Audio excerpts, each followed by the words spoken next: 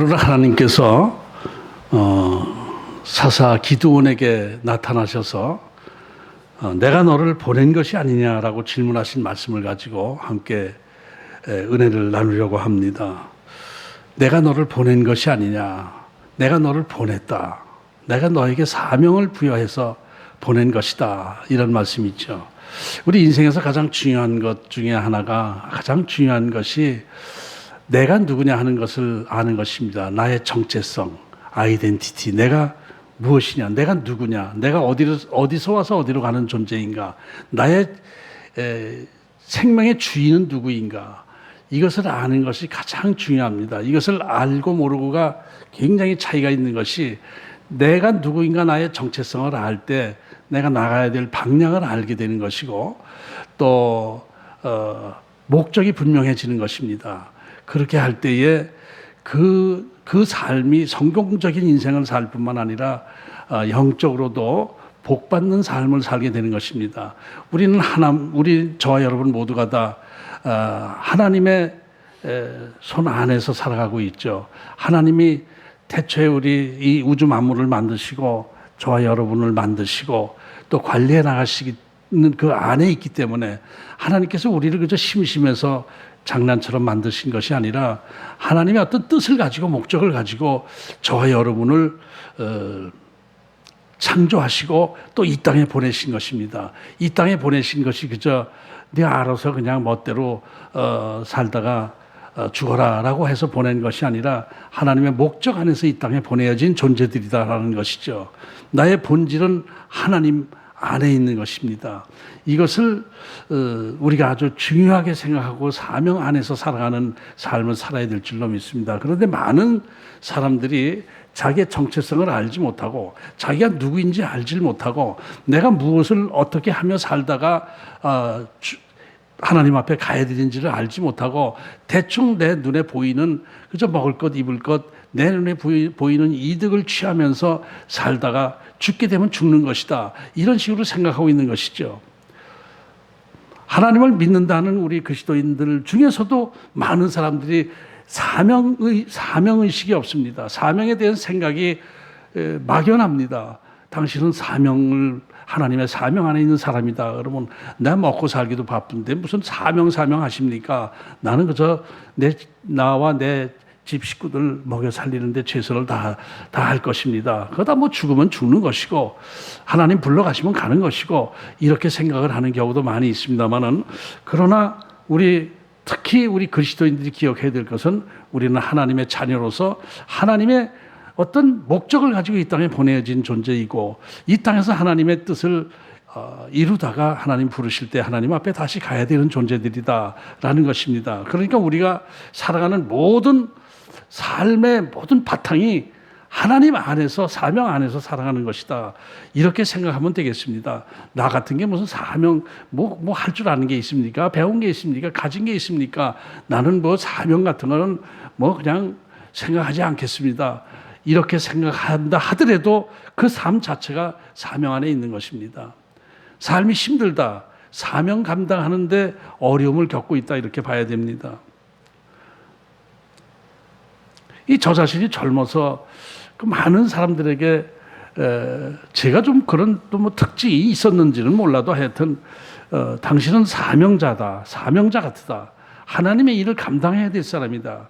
평신도로서 제가 열심히 또 교회 헌신하고 봉사하고 할 때에도 이런 정도 갖고는 아니다. 당신은 이런 정도의 삶을 살아갈 존재가 아니고 특별히 하나님의 일을 감당해야 될 사람이다. 이런 얘기를 많이 들었습니다. 그런데 그것이 목사 되는 얘기로만 생각을 하고, 나 같은 게 무슨 목사가 되는가. 나는 그저 이 세상에서 하나님 열심히 일해서 하나님께서 물질 주시면은 그 물질로 하나님 앞에 헌신하고 살겠습니다. 아니다, 당신은 사명 주의 일을 해야 된다, 이런 식으로 얘기를 했는데 피차 잘 모르고 있었던 것이죠. 나중에 제가 알게 된 것은, 사명이라는 것은 꼭 목회자만 사명이 아니고 나의 삶의 그 자리에서 하나님의 뜻을 이루며 살아가는 것, 이것이 다 사명자인 것입니다. 사명의식인 것입니다. 오늘 본문 말씀을 들어가 보려고 합니다. 오늘 본문에서는 하나님의 사자가 기드온에게 사명을 주시는 내용이 나오고 있습니다.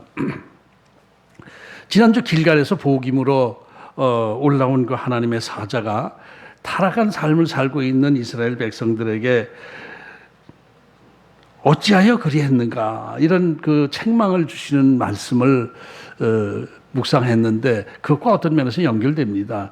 너희들이 어찌하여 그랬는가? 왜 하나님의 뜻을 저버리고 사명에서 벗어난 삶을 사는가? 이런 책망을 한 것이나 마찬가지입니다. 그런데 오늘 기드온에게는 내가 너를 보낸 것 아니냐, 그걸 기억해라라는 것입니다. 네가 사명자라는 것을 기억하고 내 뜻에 순종해라, 용기를 내라, 이 말씀을 하신 것이죠. 이 기드온은 므낫세 지파의 사람이지요. 므낫세는 요셉의 장자입니다. 첫째 아들입니다. 둘째 아들이 에브라임이고, 근데 야곱이 이제 야곱의 식구들이 모두 애굽에 가서 고센 땅에서 목축을 하면서 넉넉하게 살고 있을 때에 야곱이 이제 하나님께서 불러가실 때가 되니까 요셉이 자기 두 아들을 데리고 자기 아버지 야곱에 가서 축복 기도를 받으려고 해요. 축복 기도를 할 때 장자 므낫세를 야곱의 오른손이 있는 그 자리에 앉고 또 찾아 에브라임을 왼손이 있는 부분에 앉혀서 이렇게 축복 기도를 받으려고 했는데 야곱이 이렇게 해준 게 아니라 이렇게 갈라서 거꾸로 한 거예요. 왼쪽에 있는 에브라임에게 오른손을 댄 거예요. 그러니까 요셉이 아버지 그거 아니에요. 얘가 장남이에요. 내가 안다.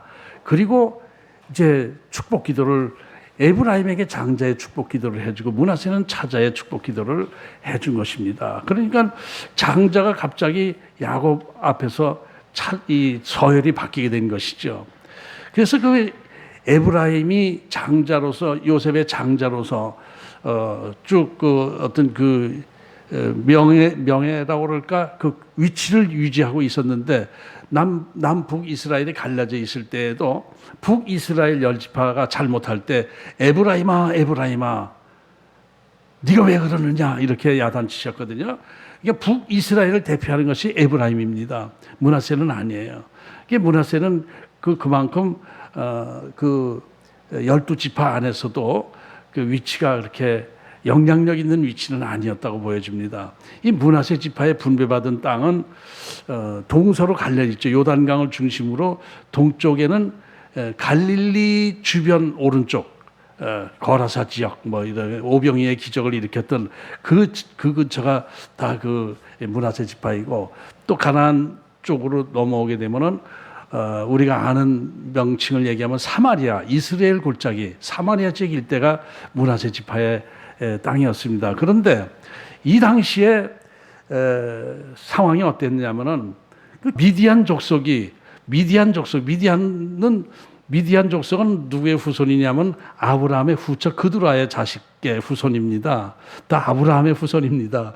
뿌리로 올라가면 다 아브라함의 자식들인데 그 미디안 족속들은 유목민이고 떠돌이 장사꾼들이죠. 지금으로 보면 무역을 한다고 말할 수 있겠지만 떼를 지어서 쭉 이 나라 저 나라 다니면서 장사를 하거나 유목 생활을 하거나 하는 것인데 이 미디안 족속은 이스라엘이 가나안에 들어오기 직전에 모세 때에 모세가 살아있을 때에 그 요단강 동편 암몬과 모압 지역 거기에 미디안 족속들이 흩어서 일을 하고 있는데 미디안 족속들을 거의 진멸시키다시피 했어요.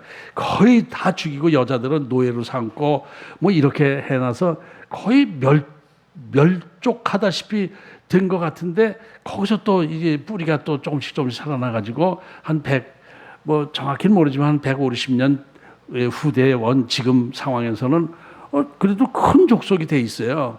그런데 그 큰 족속이지만 한 곳에 자리 잡고 털을 잡고 강한 국가를 이루고 군사를 가지고 이런 것이 아니라 그저 떠돌이 유목민이면서 거기서 지네들끼리 단합을 해가지고 이웃 나라 약탈을 하고 도적질을 하고 하는 그런 좀 천박한 족속이었습니다. 미디안 족속은 좀 천박하게 여깁니다. 성경 전체 안에서도 미디안 족속들에 대한 그 표현은 전부 천박하고 조잡한 민족 이렇게 표현이 되고 있어요.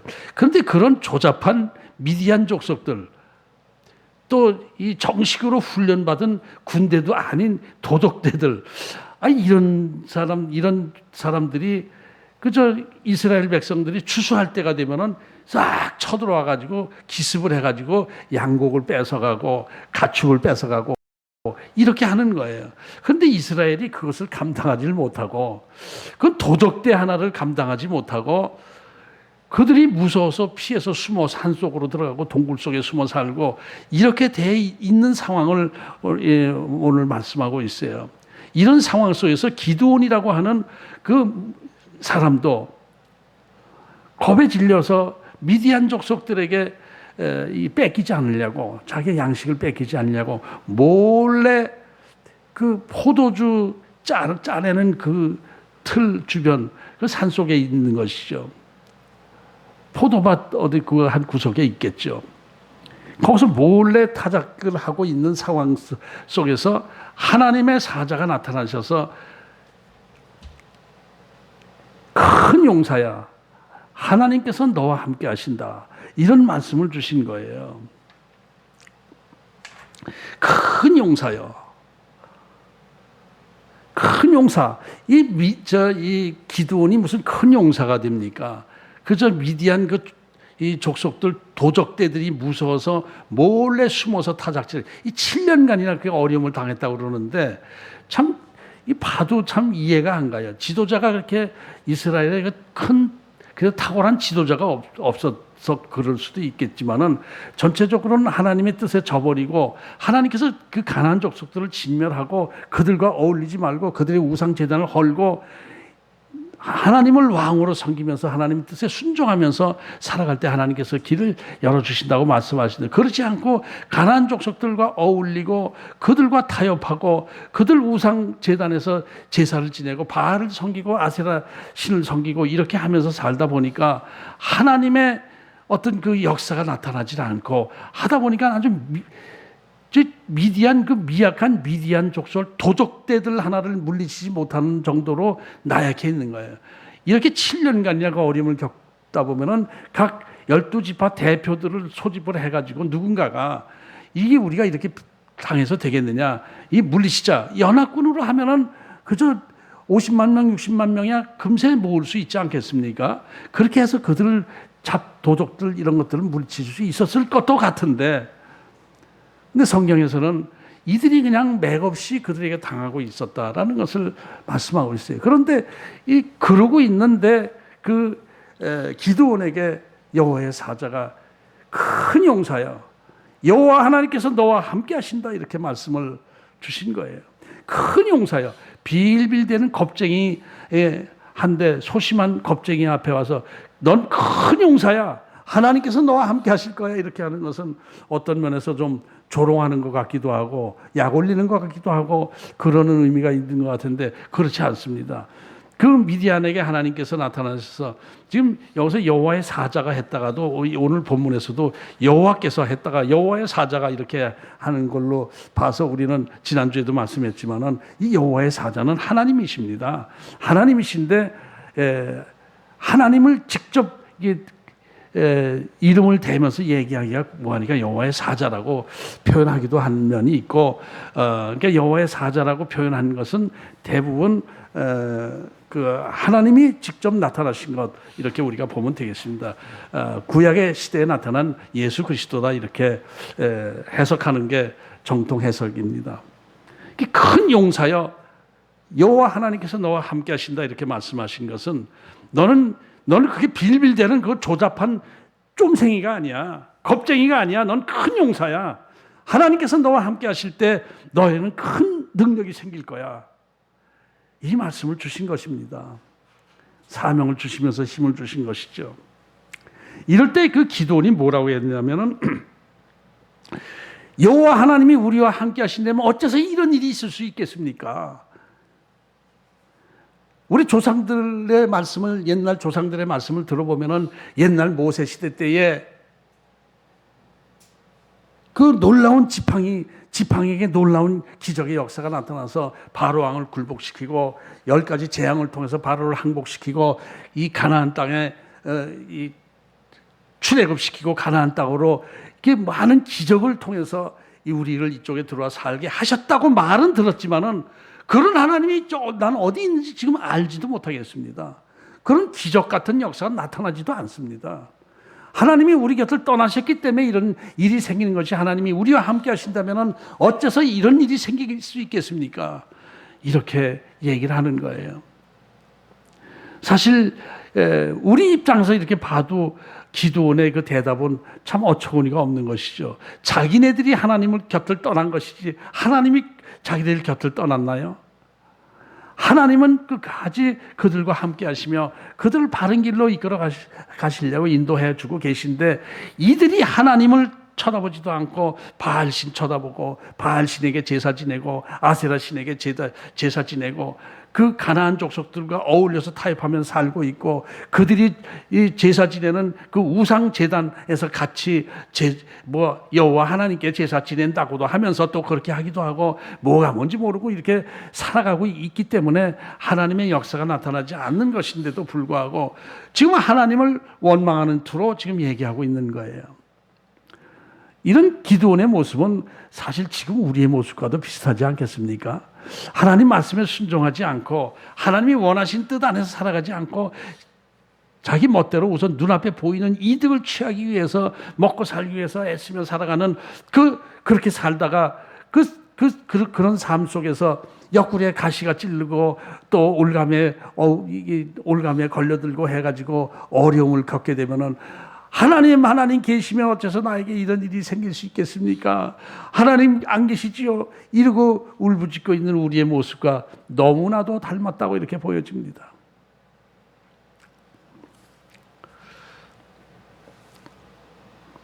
하나님이 함께 계시다면 어째서 나에게 이런 일이 생길 수 있겠습니까? 이런 기도 안 해보신 분 아마 없을 거예요. 누구나 다 이런 기도 한 번은 해봤을 거예요. 하나님이 나와 함께 하신다면 어째서 나에게 이런 어려움이 있겠습니까?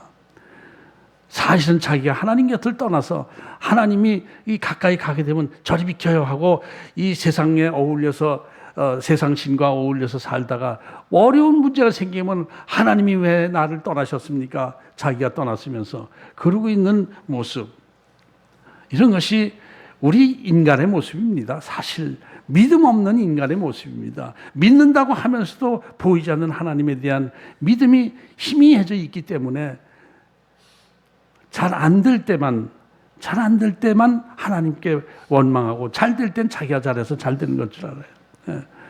어제 어떤 그 목사님 새롭게 하소서에 말씀을 하는데 그분이 이런 말을 하더라고요.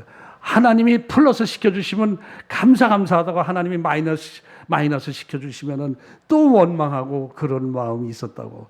그래요. 하나님이 마이너스 시켜주면은 하나님을 막 원망해요. 플러스 시켜주면 내가 잘났다고 교만해지고, 이것이 우리 인생입니다. 하나님이 나를 떠나서 우리 곁을 떠나셨기 때문에 이런 일이 생깁니다라고 불평 섞인 그 대답을 기드온이 하는 것을 보면서 하나님께서 기드온에게 이 말씀하세요. 너는 가서 내가 너에게 능력을 줄 테니까 가서 미디안 족속들을 멸망시키고 이스라엘을 구원하라. 내가 너를 보낸 것이 아니냐. 내가 너를 보낸 거야. 내가 너에게 사명을 준 거야. 내가 너와 함께 할 때 너에게는 능력이 있어. 이 말씀을 하신 것입니다.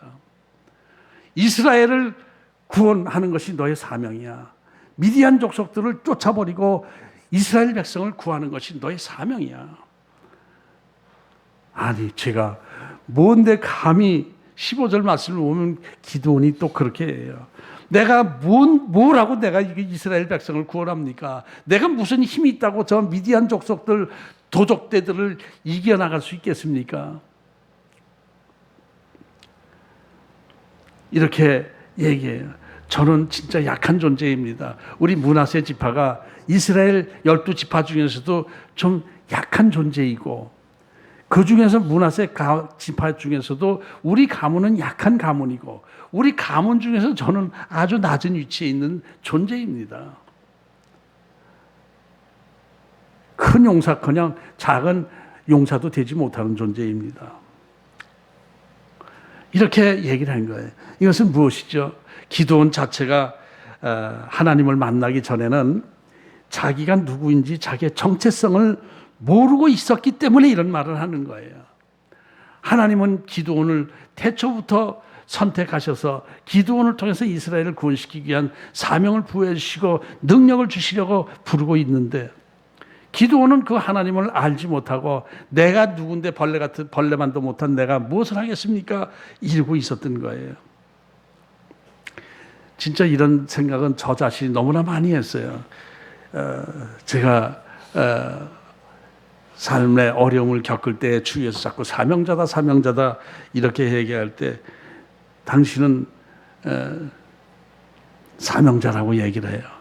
그래서 나름대로 평신도 생활하면서 교회 충성하고 헌신하면서 큰 교회에서 중요 직분을 가지고 일을 하고 이렇게 했었는데, 그때 이제 주위에서들 그러더라고요. 제가 그 대형교회 목사님하고 같이 사진 찍은 모습, 또 회의하는 모습 이런 사진을 자랑스럽게 어떤 기도하는 분에게 이렇게 보여줬더니 그 기도하시는 분이 그러더라고요. 당신은 이런 정도 사명자가 아니야. 본격적으로 전문적으로 해야 될 사명을 갖고 있어. 그러는 거예요. 아니 그 소리가 듣기 싫더라고요. 그 당시에는 제 이렇게 삶도 괜찮았고 사업도 어느 정도 이렇게 잘 돌아가고 있을 때, 그리고 또 교회 헌신도 잘 하고 많이 하고 열심히 하고 할 때인데, 그럴 때 당신은 이런 정도 사역자가 아니라고 이렇게 하고, 그 당시 어떤 전도사님도 또 집사님은 그냥 평범한 신앙인이 아닌 게 보입니다. 뭐 이제 이렇게 얘기하고 할 때도 저는 그것이 듣기 싫었어요. 난 하나님께서 물질 많이 주시면은 물질로 하나님 앞에 헌신하고 장로로서 이렇게 물질로 많이 헌신하고 교회에 도움이 되는 힘이 되는 사역을 감당하고 싶습니다. 이런 생각을 하고 있었는데, 하나님은 계속 저에게 다른 목적을 가지고 있었던 것이죠. 제 자신이 누구인지 잘 몰랐던 거예요. 그래서 하나님께서 또 이렇게 삶의 변화를 주시면서 여기까지 이끌어 오셨는데, 저 자신이 요새는 쭉 하는 거죠.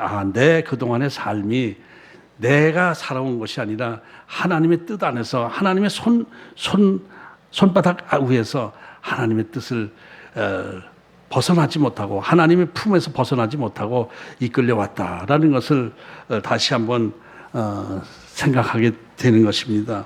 그러니까 이 기드온도 자꾸 자기 자신의 정체성을 알지 못하고 내가 누군데 이런 걸 합니까? 자꾸 이렇게 할 때에 하나님께서 기드온에게 이렇게 말씀하시죠. 내가 반드시 너와 함께 할 것이다. 내가 반드시 너와 함께 할 것이다. 사실 하나님이 나와 함께 해주신다는 것처럼 축복된 말이 어디 있습니까? 그죠? 하나님이 나와 함께 해주실 때 내가 겁날 게 뭐 있습니까? 못할 게 뭐 있습니까? 하나님이 나와 함께 하시는데, 임마누엘 하나님, 나와 함께 하시는 하나님, 이것이 우리의 가장 큰 축복입니다. 내가 너와 함께 할 때에 미디안 족속들이 숫자가 아무리 많다 하더라도 한 명 때려잡는 것처럼 쉽게 될 것이다. 이렇게 말씀을 하신 거예요. 이럴 때 이제 기드온도 이게 범상치 않은 말인 것을 알게 되면서, 그러나 진짜 하나님인지 아닌지는 확신이 안 쓰니까 하나님 앞에 제사 지내니까 좀 있으십시오. 그래서 제물을 해서 하나님 앞에 제사 지내고 당신이 정말 하나님이시라는 것을 보여주십시오. 그때 제물에 지팡이를 딱 대니까 그 여호와의 사자가 사람처럼 나타난 그 하나님께서 지팡이를 제물에 대니까 그 삶은 그 제물이 그 고기국이죠. 그것이 다 타버렸다는 거예요. 그럴 때 아마 지금으로 말하면 기드온이 은혜를 받고 성령을 받은 거예요. 갑자기 마음에 신비스러운 평안함이 싹 스며들게 되는 거예요. 그래서 여호와 호칭을 여호와 살롬 이렇게 했죠. 성경에 보면은 여호와 살롬, 하나님은 평강의 하나님이십니다. 하나님은 평강의 하나님이십니다. 이런 것을 고백해요. 왜 이것이 강조가 되죠? 두려움과 겁에 질려 있었던 거예요. 마음이 편안할 데가 없던 거예요. 두 다리 뻗고 잔 적이 없었어요. 미디안 군사들이, 도적대들이 언제 날 쳐들어와 가지고 나를 죽이고 이 양곡을 뺏어가면 어떡하나, 이런 두려움 속에서 살아가고 있는데 마음의 평안이 싹 쓰는 게, 담대한 용기가 생기는 거예요. 하나님이 나와 함께 하신다면은 저들이 나를 어떻게 하지 못할 것이다. 이런 마음의 평강이 생기면서 여호와 살롬, 이렇게 고백을, 신앙 고백을 했던 것이죠. 그러니까 이 기드온은 큰 용사이기는커녕 소심한 겁쟁이였는데, 그러나 성령을 받고 은혜를 받고 하나님이 나와 함께 하신다는 것, 그 믿음이 내 안에 싹 들어올 때에 큰 용사가 된 거예요. 담대한 용기가 생긴 거예요.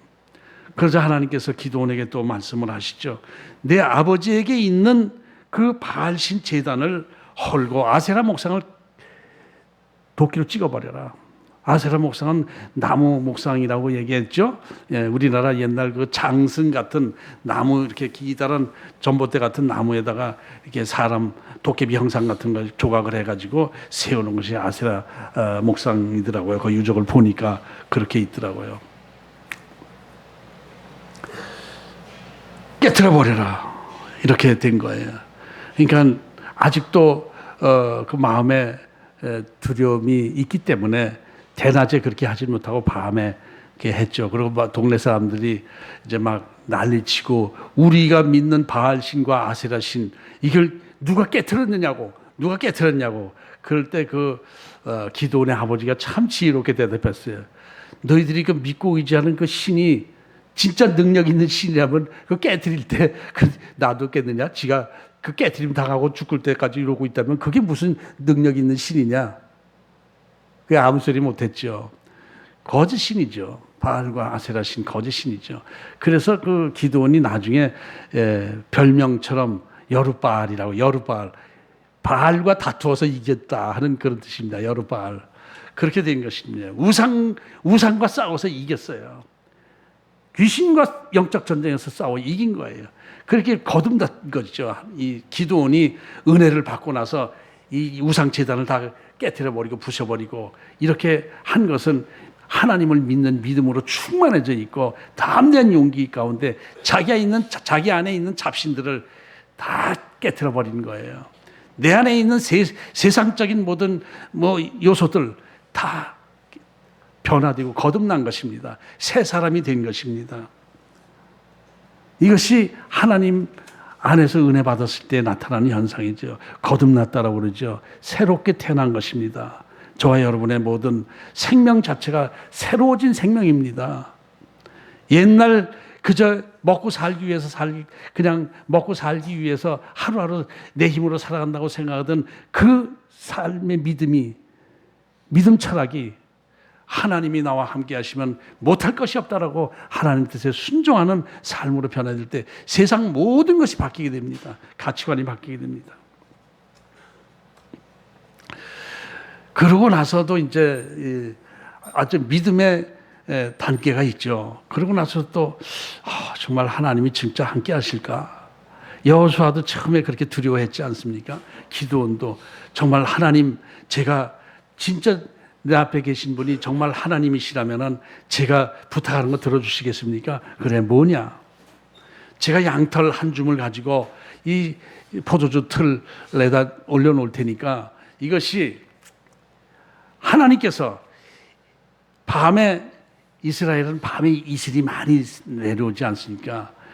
이게 가물 때에도 그 온도, 이 가나안 지역은 온도 차이가 심합니다. 밤에는 기온이 쭉 떨어지고 10도 미만으로 떨어지고 낮에는 또 40도까지 올라가고 막 이렇게 돼요. 낮에 40도 올라갈 땐 수증기가 다 올라갑니다. 그것이 밤 되면 다시 얼음처럼 이슬로 돼서 설이 이슬처럼 되는데 설이까지는 아니고 물이 돼서 땅에 떨어지는 게 그것이 땅을 축축하게 젖게 만들어요. 그거 갖고 농사를 지었으니까, 이슬 가지고 농사를 지었으니까 비가 안 와도 그런 기후 조건 안에서 보송보송한 양털을 여기다 놓고 내일 이슬이 떨어져서 이 양털에만 떨어지게 해 주십시오. 이 땅은 보송보송하고 양털만 적게 해주십시오. 알았다. 아침에 일어나 보니까 이 양털이 이 물이 짜면 물이 쭉쭉 나올 정도로 됐는데 땅은 보송보송해요. 어쩌다 이렇게 됐을지도 모르니까 반대로 해주세요. 이번에는 또 새로 보송보송한 그 양털을 갖다 놓고 이 땅에는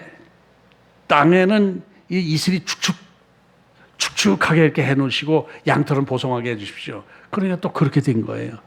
그러니까 이거 진짜 하나님이시로구나. 진짜 살아계신 하나님이로구나. 우리 조상에게 나타나셨던 모세에게 나타나셨던 그 하나님의 역사가 영광이 드러나는구나. 이렇게 해서 그것을 이제 하나님을 이제 믿게 된 거예요. 그렇게 되니까 용기를 내 가지고 군사를 모집하는데 그 므낫세 지파 안에서 사람들을 모집한 것이죠. 하나님이 우리와 함께 하신다고 했다. 약속했다.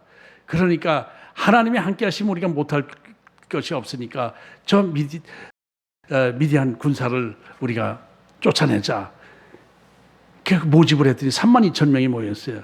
그런데 성경에 보면 그쪽 미디안 군사의 숫자는 13만 5천 명이라고 그랬어요. 그러니까 32,000명 정도면 4분의 1 정도밖에 안 됐죠. 4분의 1 갖고 과연 이길 수 있나라는 의문이 들기도 하고 그러는데 하나님께서 기드온에게 말씀을 주시죠. 지금 마음에 두려워하고 있는 사람이 있다. 이 숫자도 32,000명 너무 많다. 이렇게 할 필요 없다. 지금 겁먹고 두려움이 있는 사람들은 다 가라 그래라. 쭉 가니까 10,000명 정도가 남았어요. 10,000명 갖고 어떻게 해야 됩니까? 3만 명 갖고도 지금 겁이 나시는데 10,000명 갖고 어떻게 합니까? 그것도 많다. 줄여서 300명만 해가지고 300명 가지고 저 미디안 군사를 이기게 하자. 그래가지고 우리가 잘 아는 것처럼 항아리에다 항아리를 깨뜨려서 횃불이 확 비치니까 저들이 당황해가지고 지들끼리 싸우고 하다 다 죽고 그들을 쫓아가서 진멸시키고 이런 내용이 오늘 본문 이후에 그 기드온의 내용 사사기 쭉 읽어보면 그렇게 나옵니다. 이렇게 해서 기드온은 정말 소심한 겁쟁이가 아니라 큰 용사가 되어가지고 이스라엘 지파 12지파 전체의 왕노릇 비슷한 것을 하게 됩니다. 여룻바알이라는 호칭으로 왕에 가까운 어떤 그 능력을 행사하고 40년간 행사하면서 그때는 의적이 전혀 침입하지 못하는 그런 상황이 되었던 것입니다. 오늘 하나님께서 기드온에게 내가 너를 보냈다라는 말씀, 내가 너를 사명을 부여해서 보낸 것이다. 이 말씀을 전체적으로 묵상하면서 결론을 내도록 합니다. 기드온이 자기 힘만 의지하고 있을 때에는 숨어서 타작질하는 그런 정도밖에 할 수 없었어요. 근데 하나님이 함께 하시고 하나님이 사명을 주시고 하나님을 믿는 믿음 안에서 용기를 가지게 될 때에 큰 용사가 된 것처럼 이 세상 내 힘으로 살아간다고 내 생각, 내 경험, 내 지식 이런 거 가지고 바득바득해야 그저 눈앞에 보이는 그 조그만 것들 그저 걷어들일 수밖에 없는 존재가 우리 인간입니다. 우리 인간은 아무리 똑똑하고 유능하고 담대하고 힘이 좋다 하더라도 한계가 확실히 있습니다. 뻔합니다. 분명히 뻔합니다. 항상 모자랍니다.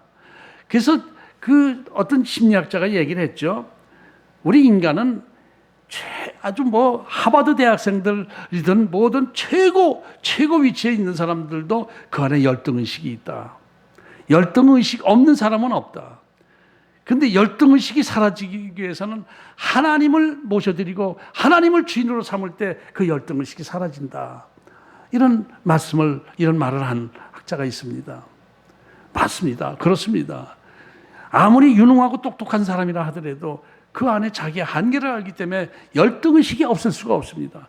그러나 더 약한 사람이라도 하나님을 믿고 하나님이 나와 함께 하신다는 믿음을 가질 때에는 그 사람은 자기 능력의 10배, 20배의 능력을 발휘하면서 이 세상에서도 성공적인 삶을 살고 신앙적으로도 승리하는 영적 전쟁에서 승리하는 그런 삶을 살게 되는 것입니다. 근데 이런 것을 두서 알고 있으면서도 사람들은 무슨 조금 어려운 일만 생기게 되면은 바로 또 하나님을 잠깐 가시죠. 나한테 어려움이 생겼어요. 절로 가 계세요. 내가 이거 해결하고 이따 찾아뵐게요. 그리고 자기 힘으로 어떻게 하려고 그럽니다. 근데 자기 힘으로는 안 됩니다. 그리고 자기 힘으로 하다가 안 되고 우리 인간의 힘으로는 도저히 할 수 없구나라고 할 때 하나님을 의지하게 되고 그때 하나님이 그래 이제 돌아오는구나. 그리고 하나님이 해결해 주시면은 전혀 할 수 없을 것 같았던 일이 해결되고 문제가 해결되고 자기가 능력자가 되는 것을 경험하게 되는 거예요. 이게 나를 믿는 것 자체가 진짜 부질없는 믿음입니다. 나를 믿는 것이 진짜 한심한 믿음이에요. 보이지 않는 하나님을 믿는 것이 한심한 믿음처럼 보이지만은 나를 믿는 것이 한심한 믿음입니다. 나를 믿지 말고 하나님을 믿으시기 바랍니다. 나를 자꾸 믿는 것도 하나의 우상의 하나지요. 나 자신을 우상으로 섬기는 그 잘못된 습관 내려놔야 됩니다. 나는 아무것도 아닙니다. 하나님 앞에서 아무것도 아닙니다. 하나님이 함께 하셔야 됩니다. 이런 믿음을 가질 때에 내 능력을 훨씬 초과하는 능력자가 되는 것입니다. 이것이 믿음의 능력이라고 그러죠. 믿음의 능력. 믿음의 능력이 뭡니까? 하나님이 함께 하심으로 하나님이 해결해 주시는 것이 믿음의 능력입니다. 내가 능력이 좋아진 것이 아니라 하나님이 함께 하셔서 하나님의 능력이 된 거예요. 어제 그 새롭게 하셔서 이렇게 들을 때에 그 목사님이 자기가 이 교회가 이렇게 좀 갑자기 확 부흥될 때 자기가 왕을 태운 코끼리 노릇을 했다는 거예요. 코끼리에 왕이 타게 되면은 사람들이 와 하고 엎드리고 박수치고 환호하고 그러지 않아요? 그런 코끼리가 내 위에 타신 왕을 보고 저러는구나 이렇게 생각한 것이 아니라 야 내가 높은 존재가 됐구나, 내가 영향력 있는 존재가 됐구나 그러고 코끼리가 으쓱으쓱 하는 행동을 자기가 했다는 거예요. 맞으면 교회가 갑자기 부흥이 확 되니까 자기가 잘나서 그렇게 된 것으로 알고 교만해졌다는 것이죠. 그때 문제가 생기고 큰 타격을 하나님께 주실 때 그때 깨달았다라는 말씀을 하는데, 우리 인간은 처음부터 끝까지 하나님의 손에서 벗어날 수가 없어요. 하나님의 능력 안에서 살아가는 것입니다. 하나님이 함께 하실 때 우리가 성취할 수도 있고 망할 수도 있고, 함께 하시느냐 안 하느냐에 따라서 그렇게 되는 것입니다. 나를 내려놓고 하나님을 의지하시기 바랍니다. 하나님을 믿는 믿음 안에서 담대한 큰 용사가 되시기를 바랍니다. 저희 여러분 모두 기도원에게 주셨던 하나님의 은혜가 임하시기를 축복합니다. 저 자신도 바라고 있습니다. 저 자신도 요즘 제 환경이 좀 뭔가 좀 내 앞길이 잘 보이지 않아요. 시야가 가려지는 것 같아요. 하나님께서 내 앞길을 어떻게 인도해 주실지, 이것이 뭔가 좀 막연한 것 같고 좀 불안한 감이 있습니다. 기도원이 숨어서 타작질하고 있는 것처럼 저 안에도 뭔가 내가 어떻게 해야 되는데, 내가 뭘 해야 되는데 자꾸 이렇게 하면서 마음이 답답할 때가 있는데, 이 오늘 주시는 이 말씀이 하나님께서 저에게 주신 말씀으로 저 받고 싶습니다. 제가 이 쫌생이 아주 소심한 겁쟁이가 돼서 이러고 있는데 이 나이에 내가 뭘 할 수 있단 말인가, 이런 생각을 하고 있을 때 큰 용사여 내가 너와 함께 할 것이다 라는 말씀을 저에게 주신 것으로 생각을 합니다. 그 믿음이 듭니다. 그래서 힘이 생깁니다. 내가 뭘 해보겠다 할 때는 자꾸 지치고 힘들었는데 하나님께서 함께 하실 때 가능할 줄로 믿습니다. 하나님께서 나에게 주신 사명 안에서 제가 감당해 나갈 줄 있습니다. 이런 믿음으로 기도할 때 하나님께서 힘을 주신 것을 느낄 수가 있습니다. 여러분의 삶 가운데도 혹시 어려움이 계신 분, 어려움 가운데 계신 분 있습니까? 하나님이 내 곁을 떠나서 그렇다고 불평하지 마시고 하나님을 찾고 구하고 하나님을 의지하십시오. 그럴 때 하나님께서 큰 용사여 내가 너와 함께 할 것이다 라는 말씀을 주실 줄로 믿습니다. 기도원에게 주셨던 그 축복, 능력, 이런 것이 저와 여러분에게 모두 나타나게 될 줄로 믿습니다. 소원합니다. 아멘. 하나님 아버지 감사합니다. 우리 부족한 인간들은 자기 힘이 한계가 있는 것을 알면서도 그럼에도 불구하고 어려움이 생길 때마다 하나님을 믿고 의지하기보다는 자기 힘으로 무엇을 하려고 하는 그런 어리석은 죄를 범하고 있을 때가 많습니다. 하나님, 저희들에게 오셔서 말씀을 주옵소서. 큰 용사여, 내가 너와 함께 할 것이다. 이런 말씀을 주옵소서. 예수님 이름으로 기도합니다. 아멘.